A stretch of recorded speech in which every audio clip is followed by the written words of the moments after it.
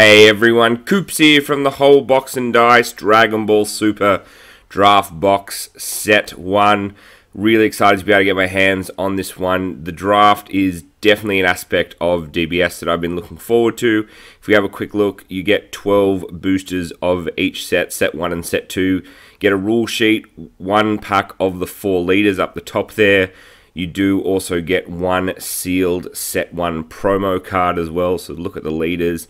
So as you can see, 12 Galactic Battle, 12 Union Force, 4 random leaders, the rule sheet, and the tournament pack. It's a really nice box that it comes in as well, which I was a pretty big fan of. I always enjoyed the Magic Holiday gift boxes.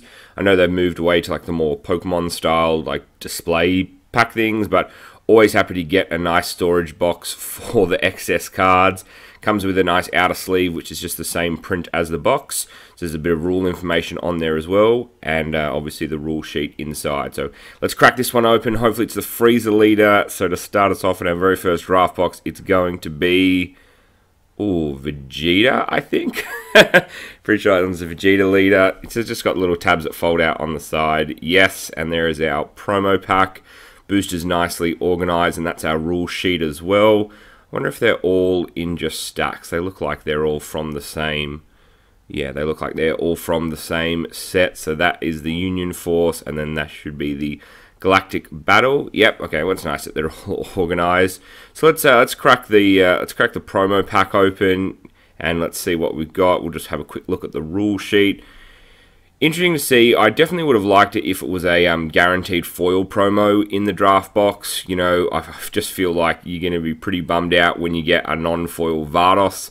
That would be very annoying. But at least if they were a foil, you get a little bit of consolation. But it is nice as a prize. Got some rules on there that I definitely want to talk about because there are some very interesting draft rules for this game. So we'll flick the pack over for good luck. Ooh, it's definitely a non-foil. That is not a good start. They're referring back to my previous point, make them all foils. Oh, God, it's actually Vardos, isn't it? Oh, no. Just going to put this pack down and pray that by touching it against the mat, it has somewhat changed.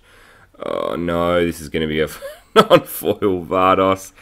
And, yep, there you go. Proud Spark Vardos. There we go. What a way to start off our draft box. That's all right.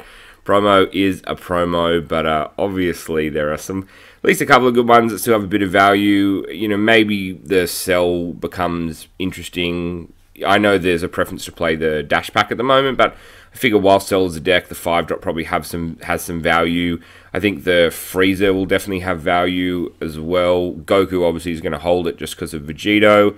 So they're probably the promos you want to look out for. Maybe Broly, just for the people that play Broly, are going to always want to have the promos. And speaking of, that is our first card, Broly, there. So we'll jump into, I guess, some footage of us doing the draft. But I just want to go over some of the rules as well, so you can have a look. I'm going to start off by taking the Broly leader here, because the rules say that you have 4 players and you get 6 boosters each. So that's pretty straightforward. You must build a 41-card deck consisting of 40 battle and extra cards and 1 leader card. And a deck may include more than 4 copies of the one single card. So pretty straightforward. Leader cards can also be included in the sideboard in draft, which I do quite like. And then they say, first of all, each player takes 1 leader card with this draft box. So that's one of the leader cards that you got as a promotional card. But you actually don't use that card for the draft. So the leader cards are just like exclusive cards that you get for purchasing the box on top of the promo. It does ask that all players open their packs and count them face down to make sure they are all even. We obviously did not do that. And it says call a judge. I'm not really sure what the judge is supposed to do if you suddenly have a booster that's got less cards in it. I doubt the retail store is going to refund you from that pack, but that's it's interesting. And then pretty standard draft rules: grab a card from your pack and pass it to the left. Where there was some, I guess, contention, and we didn't follow these rules, is if a player has not yet taken a leader card when they are open / are passed a booster, which includes a leader, they must take one of them. If a player is forced to do so, they are allowed to take an additional non-leader card from that booster. So, look, I see what they're saying. Like, if you haven't taken a leader, you have to take a leader out of the pack, plus take a non-leader card. But I feel like then, you know, on your very first pack, you effectively get to take a leader and then the best card for that leader. And regardless of whether you're in that leader or in that color, you know, you've taken a potential key card out of the pool. And it says a player cannot take a second leader card until all players have taken at least one leader card. But there should be a leader card in every pack, so that should really just be on your second pick. Everyone should be taking a leader. So there is, I guess, a little bit of communication required.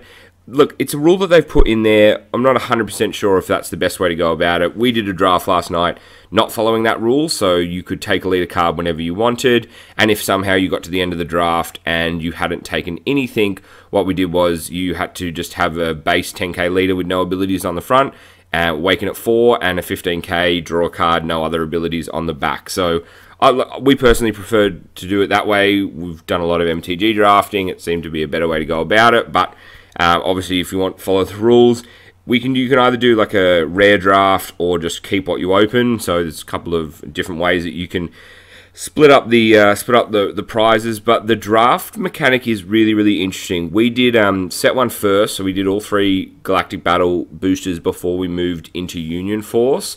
Definitely, I think this is a better way to do it, or than going like 1-1, for example, because the 10k pumps and the negates are obviously all in set 1, and they are very, very powerful, as we found, especially when you have unlimited amounts. You know, if you're drafting with 4 players and you can get the signals right and you can get into, say, red, for example, and there's, you know, 4 or even greater than 4 10k pumps, if you can get all those pumps, your deck becomes very, very strong just on the back of that.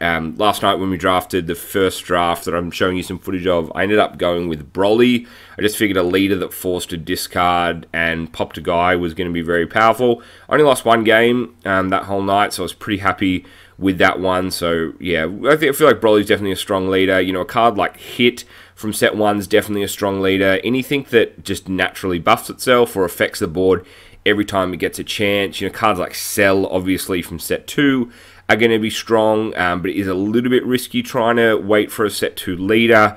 Obviously, like the 6-drop Bubbly is an insanely strong card as well. Anything that cheats things out in a limited format is very powerful. So the draft was a lot of fun. I definitely think there's huge potential here for Dragon Ball. I would have loved for it to be a set 2 promo in the packs, given that it does include set 1 and set 2, or even just a random chance so it was either set 1 or set 2.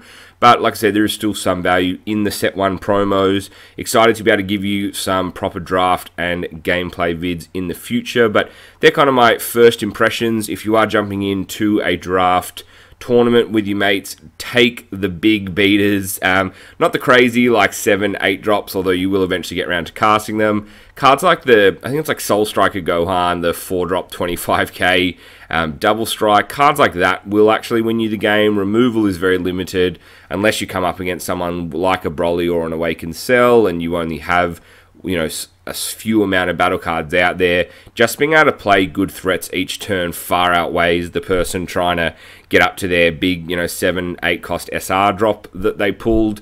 I was pretty happy with Broly because, you know, even if I didn't have the ring out, which I managed to get 3 by the end of it as well, just using cards like Raging Attack of Vegeta, for example, which I take in this pack, and just like 15k vanilla Vegetas from set 2, just beaters like that, plus the Bio Army is enough to just put constant pressure on your opponent. And if you can take some cards like Sun Goten or the 1-to-combo 10k Popper Blocker 3 or less from set 2, they're the kind of cards that just outvalue your opponents. Jarko, obviously, you know, cards like that. King Vegeta Surprise Attack, those kind of sneaky cards that your opponents are not expecting, I guess, to see. They're the cards that really swing the game. But, you know, the best way to keep pressure on is just to keep picking beaters, make sure you've got a nice curve, so don't go too low, but also make sure you've got enough big cards that when you can stabilize the game, you can drop down a pretty serious game-ending threat. Triple Strike is a huge as well. You know, Triple Strike will deny your opponent that 1 extra card from their life. So I use the 6-drop Broly,